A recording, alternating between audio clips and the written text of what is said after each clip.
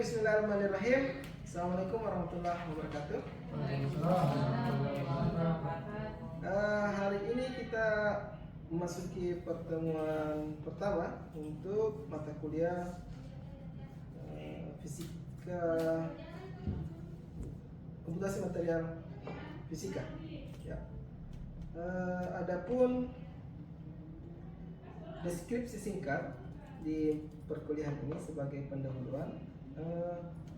Mata kuliah komputasi material merupakan mata kuliah teoretik sebenarnya yang secara garis besar mengamati sifat-sifat material, di mana materi pada seluruh mata kuliah ini dibebankan sebanyak 2 SKS.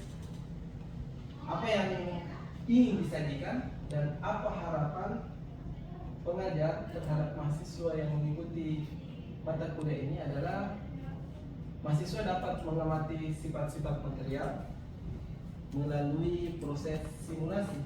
Tentunya sebelum melakukan simulasi, mahasiswa harus mengenal beberapa dasar-dasar perhitungan yang digunakan pada perkuliahan ini, seperti Hamiltonian partikel banyak, aproksimasi Born-Oppenheimer, aproksimasi Hartree dan Fock.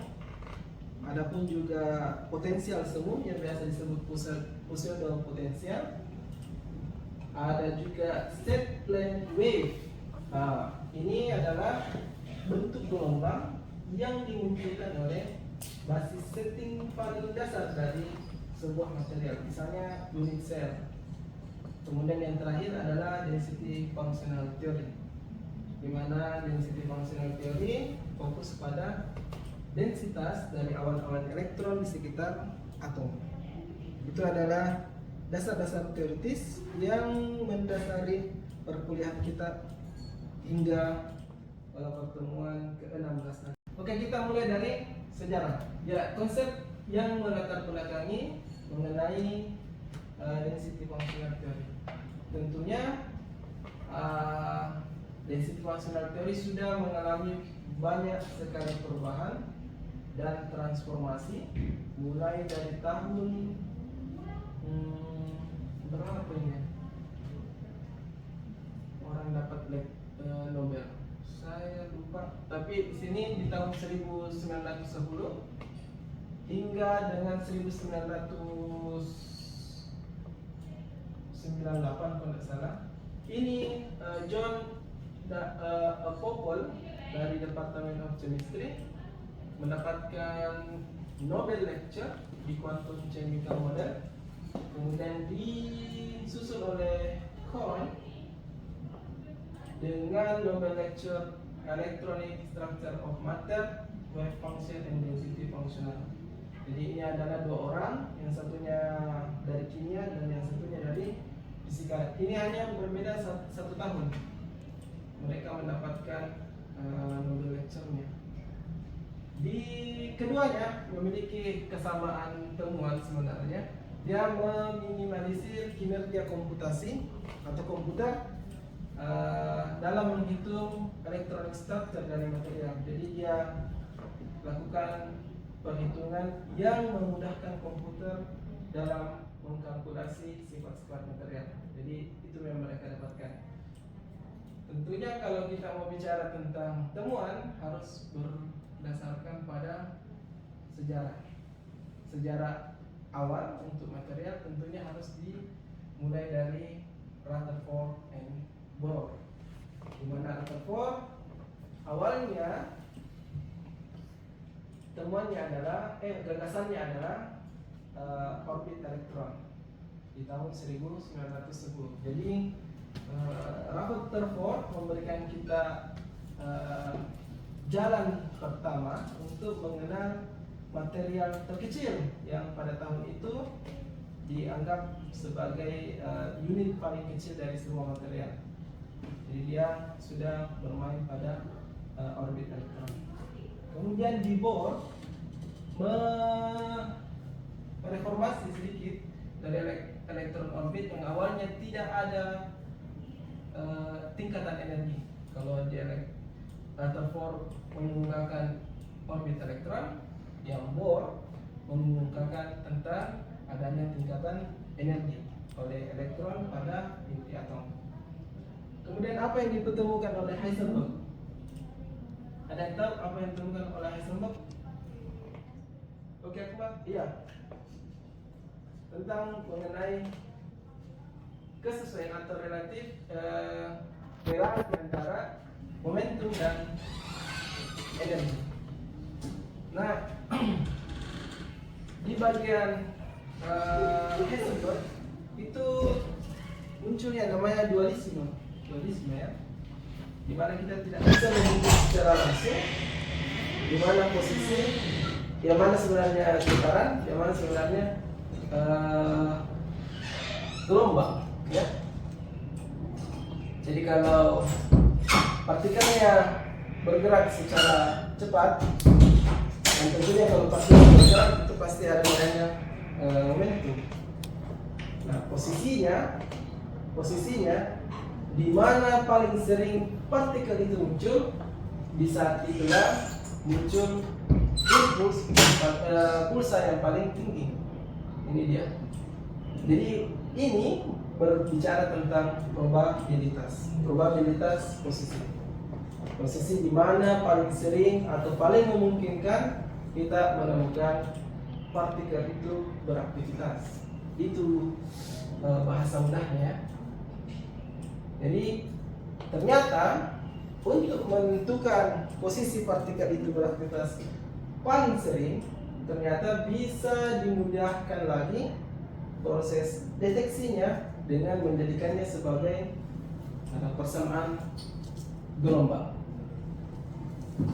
Nah, kalau partikel banyak pada sebuah titik, banyak partikel, dan partikel itu memiliki energi, maka relasi antara persamaan gelombang dan energi dikemukakan oleh Schrödinger dengan mengungkapkan bahwa energi itu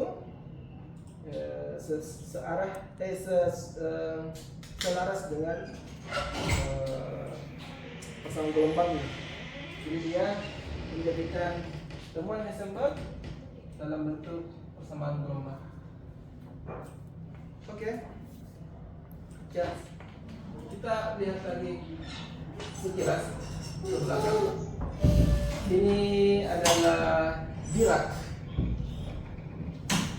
Dia mengatakan bahwa sebenarnya konsep fisika bukan hanya konsep fisikanya, tapi dia mengatakan kalau kita mau menghitungnya secara eksak sebuah kejadian atau fenomena yang terjadi di alam secara real, kita tidak bisa menggunakan lagi hidrogen sebagai perhitungan. Tidak bisa perhitungannya diawali dengan perhitungan hidrogen lagi karena terlalu complicated. Karena hidrogen cuma satu proton, satu neutron, satu elektron, baru dihitung mereka punya pusat potensial atau pendekatan. Kalau ini masih bisa dihitung secara eksak. Tapi kalau materialnya seperti uranium yang begitu banyak elektronnya, maka persamaan potensial ini harus banyak mengalami modifikasi. Oke. Kenapa penting mempelajari tentang komputasi material?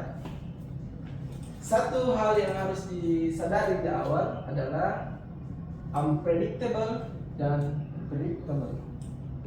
Mengapa kedua konsep ini penting?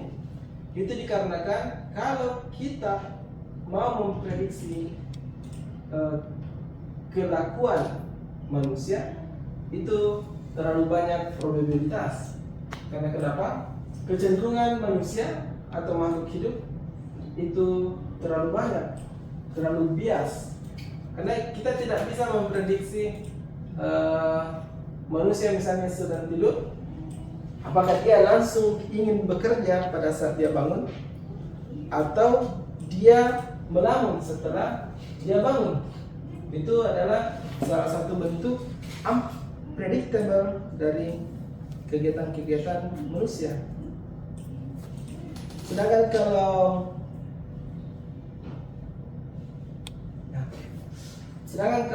material, tentunya mereka adalah ciptaan yang mengikuti hukum alam secara terpaksa ataupun secara alami. Kita lihat seperti insulator, semikonduktor, dan konduktor.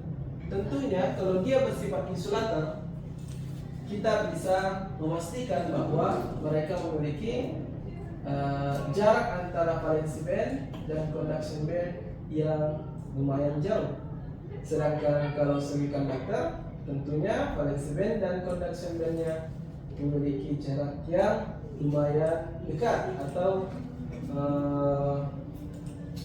dibutuhkan cukup energi untuk membuat elektron di valensi band melompat ke conduction bandnya. Sedangkan di konduktor, tentunya mereka memiliki energi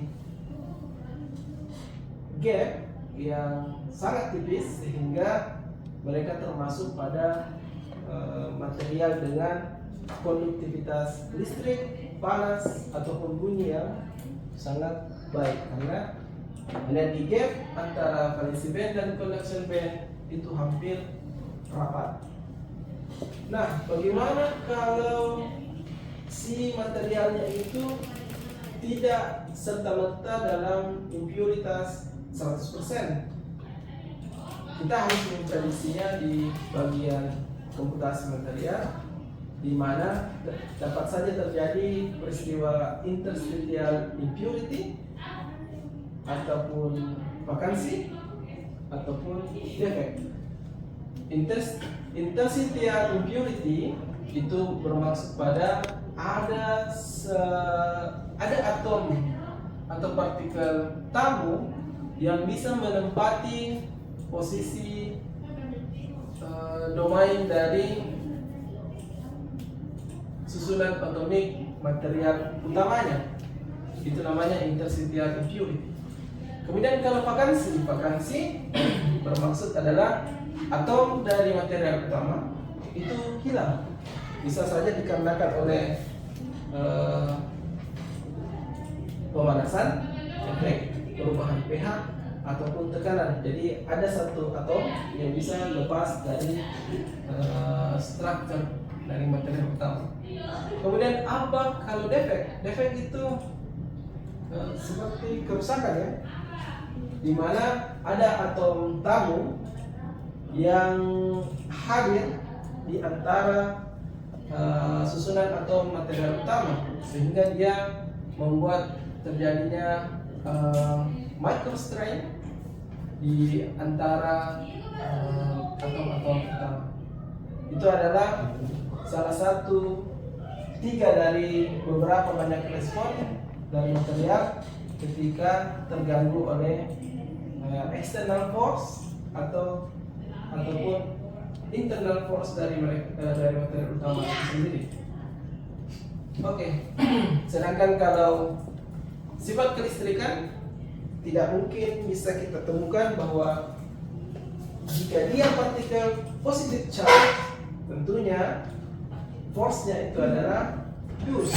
Sedangkan kalau dia negative charge, tentunya dia pull, menarik. Sedangkan kalau dia bahan magnetik, tentunya kutub utara dan selatannya, kutub utara selalu memberikan medan magnetiknya ke kutub selatan dan tidak akan pernah terjadi pembalikan. Maka tentunya materi yang ada di alam semesta sangat mematuhi hukum alam. Maka dari itu kita bisa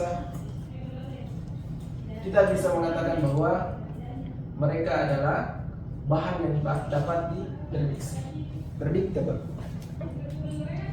Tapi bagaimana langkah-langkah untuk memprediksinya? Tentu kita harus mengenal sifat dan kecenderungan material. Kita bayangkan kalau kita adalah seorang anak kecil yang dimana diberikan puzzle, apakah dia membuat puzzle lengkungan atau teratur? Nah, kita sebagai peneliti, mahasiswa atau dosen yang mengajarkan tentang sifat material tentunya harus mengenal apa-apa respon material ketika dilakukan simulasi. Misalnya terjadi periodic boundary condition, bagaimana kondisi boundary-nya sehingga terjadi periodic boundary. Kemudian bagaimana caranya exchange energi dari elektron. Tentunya kita harus paham di awal, ini semester 3, harus terisi spin up dulu semua, baru terisi spin down. Jadi terjadi pada level atomik. Kemudian bagaimana internuclear distances. Tentunya kalau internuclear distance itu ada yang namanya optimal posisi. Optimal posisi itu ada di bagian sini, dan itu berbeda-beda responnya untuk setiap material. Kemudian ada pseudo potensial, ini potensial semu. Ini ada valency band, conduction band, yang tentunya yang kita kenal itu awal-awalnya ada garis lurus, tapi ternyata itu sebenarnya fungsi gelombang juga. Kemudian mean field method. Mean field method adalah di mana area yang masih terpengaruhi oleh keberadaan atom tamu atau atom yang memiliki apa istilahnya, perbedaan muatan. Jadi itu adalah daerah-daerah yang masih dipengaruhi oleh keberadaan atom tersebut. Kalau kita berbicara tentang alam, menurut Dirac tadi, perhitungan dua hidrogen tidak bisa mewakili seluruh interaksi pada unsur-unsur yang ada di tabel periodik. Tidak bisa, karena hidrogen strukturnya sangat simple, jadi tidak bisa dilakukan perhitungan secara general. Maka dari itu dibutuhkan yang namanya simulasi sebagai jembatan antara teori dan observasi. Oke. Apa teori yang bisa digunakan? Tadi sudah dijelaskan di awal bahwa ada Hamiltonian untuk banyak partikel, persamaan Kohn-Sham, dan Born-Oppenheimer aproksimasi. Kemudian bagaimana observasi langsung? Observasi langsung tentunya menggunakan alat-alat karakterisasi seperti TEM, XRD, TIR, dan UV-Vis. Bahkan bisa kalau kita mau ke partikel yang lebih kecil, jauh lebih kecil, kita ke neutron scatter. Kemudian bagaimana menjembatani keduanya? Tentunya kita memerlukan yang namanya simulasi, coding Python, matematik, MATLAB, ataupun Fortran. Oke, ini adalah irisan antara observasi, teori, dan simulasi. Memang jika kita hanya mengandalkan observasi secara atau eksperimen, dia akan memakan waktu yang banyak dan biaya yang tinggi. Sedangkan kalau kita ingin menggunakan teoritik saja, maka dia akan terlalu eksakt sehingga tidak bisa mewakili keadaan lingkungan yang sebenarnya. Sedangkan kalau simulasi, tentunya masalahnya akan semakin kompleks kalau dia tidak berdasarkan teori dan terjadi random dan chaos. Jadi memang harus ketiganya adalah memiliki ikatan yang erat untuk memahami alam semesta. Oke, kita beranjak kepada di mana sebenarnya peran komputasi material. Sebenarnya kapan digunakan? Kita ke makro scale.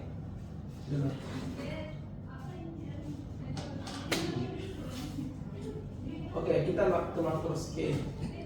Di makro scale Nah, di sini biasanya kita bingung ya, di mana kuantum bekerja, di mana mekanika klasik bekerja, di mana mekanika kuantum bekerja, kapan digunakan. Nah, kita ke macro scale dulu. Di macro scale itu dia bekerja pada skala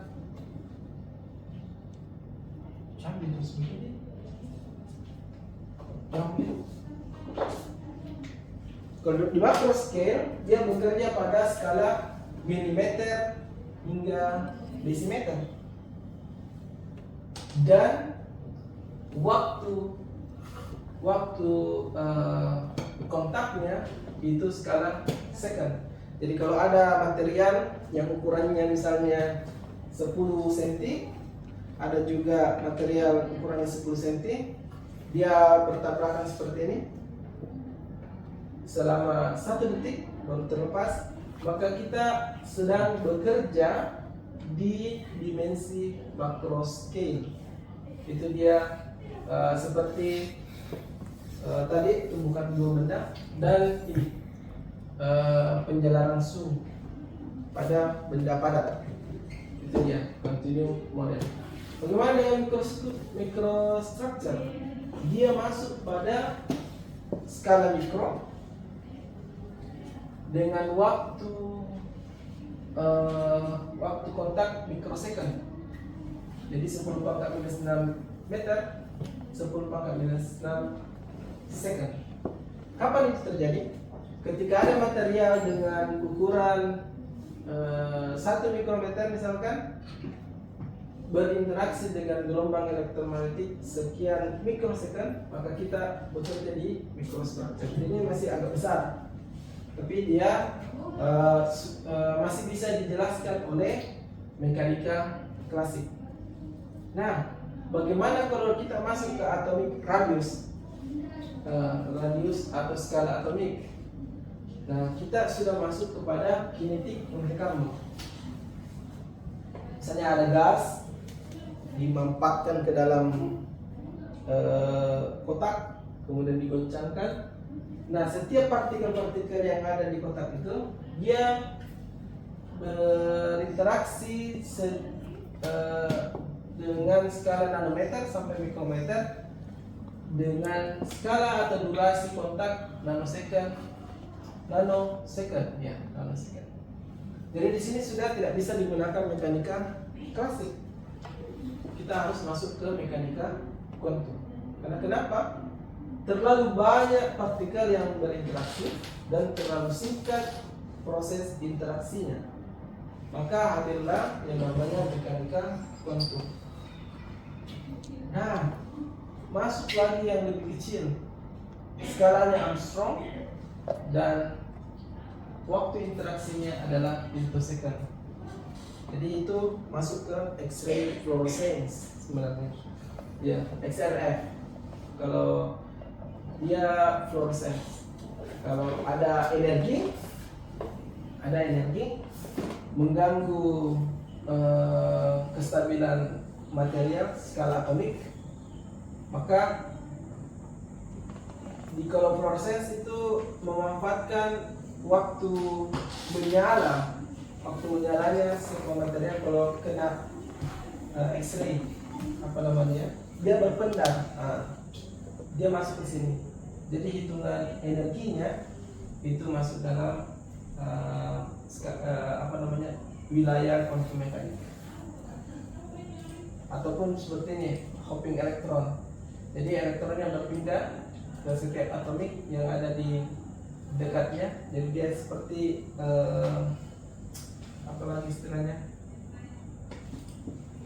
seperti efek rantai. Jadi elektronnya yang berpindah seperti elektron bebas. Jadi inilah wilayah-wilayah dari mekanika klasik ke mekanika kuantum dengan dimensi elektronik dan magnetic properties, maksudnya sifat-sifat elektronik dan magnetik dari sebuah material harus masuk ke pembahasan mekanika kuantum. Atomic radius tentu mekanika kuantum, Namun kalau struktur mikro dan skala mikro pada material, mekanika klasik masih bisa digunakan.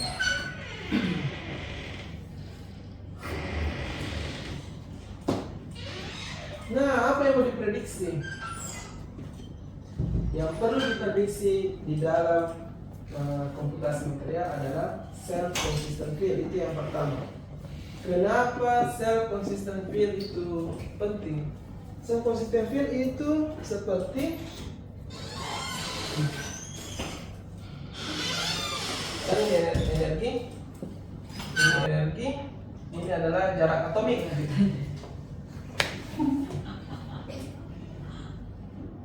Nah, kalau dia energinya masih ini 0 misalkan, ini 1, ini 2, ini energinya 10 misalkan joule, 0, ini 0,5, 0. Nah, self consistent field sebenarnya adalah di mana kondisi sebuah, misalnya ini atom. Di sini ada atom sisipan. Kalau misalkan jarak antara misalnya ini 0 ke 1, makanya kalau ini 0, 1, ini 1 Armstrong misalkan, dia memiliki energi internal naik. Maka kondisi ini sebenarnya tidak bisa digunakan karena kenapa? Ada energi internal yang meronta di dalam.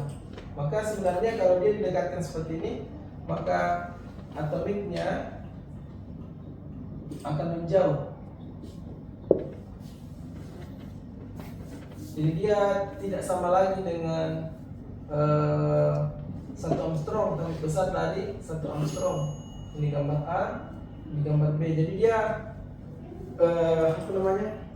saling menjauh. Ketika dia sudah sampai di 1,5 misalkan,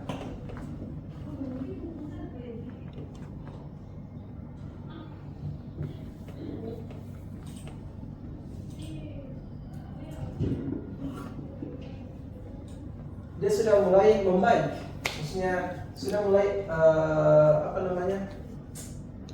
teratur bentuknya. Nah, ketika dia menjadi 2 Armstrong, masing-masing sudah 2 Armstrong,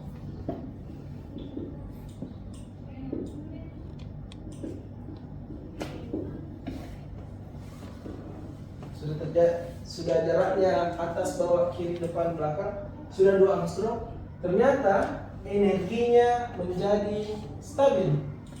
Maka ini namanya self consistent field. Maka kalau dia stabil seperti ini, maka dia mendapatkan kondisi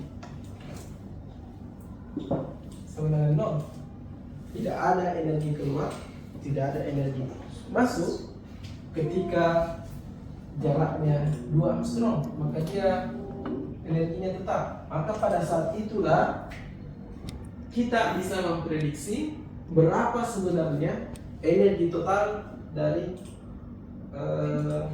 struktur yang kita buat. Sama saja dengan anak kecil.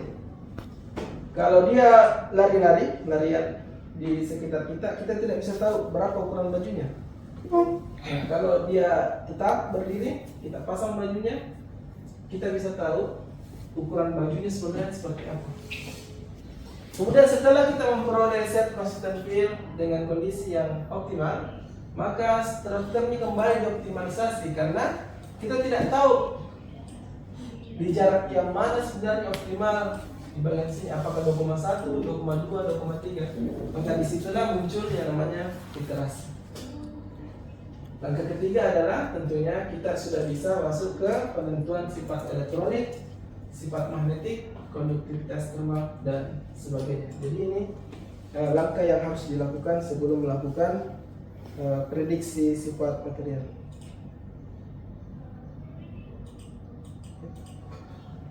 Nah, sebenarnya bagaimana penggunaan Von Oppenheimer di apa lagi istilahnya, di dalam prediksi sifat material di komputasi material. Di Von Oppenheimer, tentunya ini adalah aproksimasi, kita harus akui ini adalah aproksimasi atau pendekatan. Ini adalah persamaan gelombang. R kecil itu adalah jarak atom, jarak elektron, sedangkan R kapital adalah jarak inti atom. Oke, itu aturan pertama. Aturan kedua posisi ini bisa dijadikan sebagai dua fungsi gelombang, satunya fungsi gelombang inti dan satunya lagi fungsi gelombang elektron. Nah, karena mereka dibagi dua, maka muncullah yang namanya Hamiltonian banyak partikel. Karena partikel di sini juga mereka anggap sebagai elektron. Padahal elektron untuk setiap atom itu banyak sekali. Jadi persamaan ini bisa saja akan panjang sekali kalau kita betul-betul menghitung energi potensial pada setiap elektron yang berinteraksi pada dua atom misalkan. Nah, agar ini tidak panjang persamaannya, maka muncullah aproksimasi Hartree. Hartree menggunakan perhitungan interaksi antara neutron elektron, neutron dengan neutron, elektron dengan elektron. Jadi dia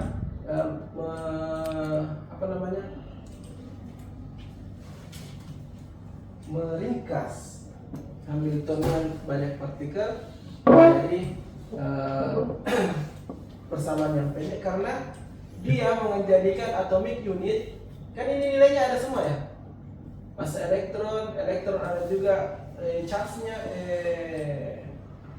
apalagi muatannya, coret ada nilainya, A0 jarak antara atom ada, 4pi epsilon 0 juga ada, tapi dia jadikan itu menjadi angka 1. Dia mulai memainkan matematiknya, padahal kan semuanya ini ada nilainya. Ini dia, massa elektron, H coret, A0 itu ada semua. Jadi tapi dia jadikan ini diringkas.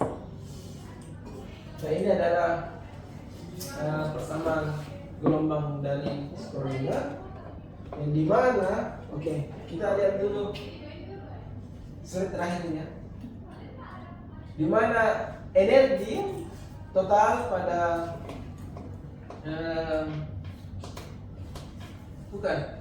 energi itu sama dengan Hamiltonian. Energi total dikali dengan persamaan gelombang itu sama dengan energi total Hamiltonian dikali dengan persamaan. Jadi persamaan gelombang ini yang dicari. Ini adalah persamaan kinetik dari neutron, ini dari elektron, ini potensial antara elektron-elektron, potensial antara neutron dan neutron, potensial neutron dan elektron. Di sini dipakai R kecil karena dia mengindikasi bahwa jarak elektron dari titik objek pengamatan.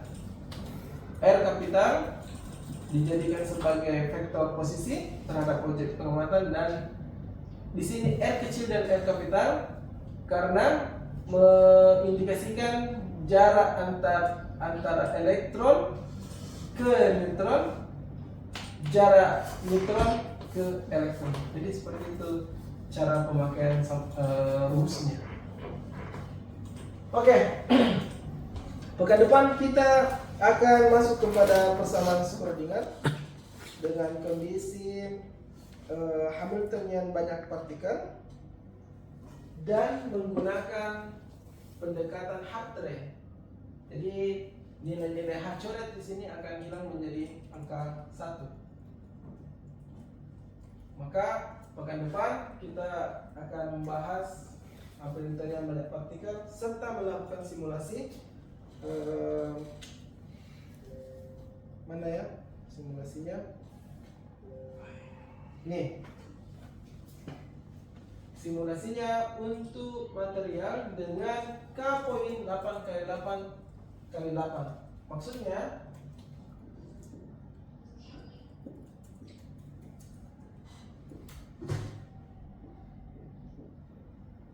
satu, dua, tiga, empat, oke, 8. Ini 8. Ke belakang lagi 8.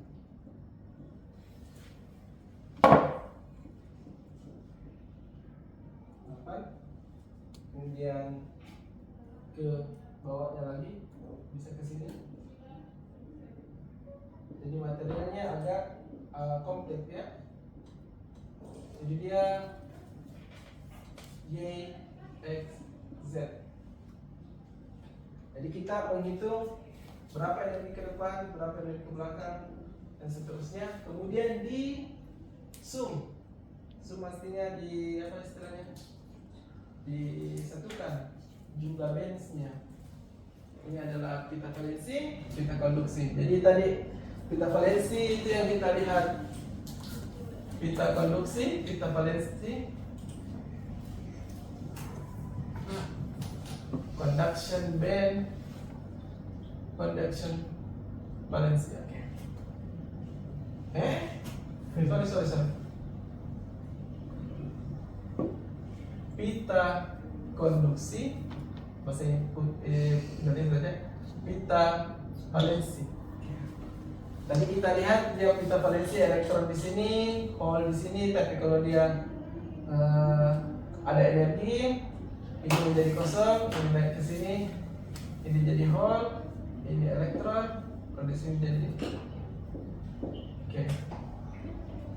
Nah, kalau kita lakukan simulasi, kita mendapatkan sebuah persamaan gelombang yang dimana pita valensinya berada pada kondisi energi minus ini, sedangkan energi positifnya itu adalah pita konduksi. Ini untuk 8 kali 8, ini density of state untuk K poin 20 kali 20 kali 20. Apa yang terjadi? Semakin banyak K poin tempat perhitungan, kondisi persamaan gelombang di sini menjadi lebih simpel. Ini yang menjadi PR untuk orang komputasi material sebenarnya. Kalau K poinnya besar, persamaan gelombangnya mudah dipahami. Tapi kondisi ini membuat stres komputer kita. Jadi dibutuhkan K poin yang betul-betul pas untuk melakukan yang namanya simulasi. Jadi ini yang menjadi dua bilah pisau yang harus dihadapi orang-orang komputasi material. Memang bagus hasilnya, tapi komputer akan tersisa dan sebagainya. Apa hasilnya dari itu? Ini dia. Ini kelihatannya. Ini 8 kali 8, ini 20 kali 20. Jadi kompleks sekali. Ini 8 kali 8, ini 20 kali 20. Jadi apa istilahnya? Memang harus teknologi harus mengimbangi ilmu pengetahuan. Ini convergence of Sesquyt-Stelpil. Ini iterasinya sampai 200 kali baru bisa mendapat optimal. Oke, terima kasih atas ada pertanyaan? Oh ya, oke. Ya, betul. Ini bisa masuk ke dalam semikonduktor. Ini jenisnya semikonduktor. Perhitungan ini dilakukan secara kubur kamu, kalau ini secara simulasi. Jadi observasi langsung, ini observasi langsung, ini simulasi. Jadi memang mereka memiliki irisan hasil yang hampir mirip. Demikian. Terima kasih. Assalamualaikum warahmatullahi wabarakatuh.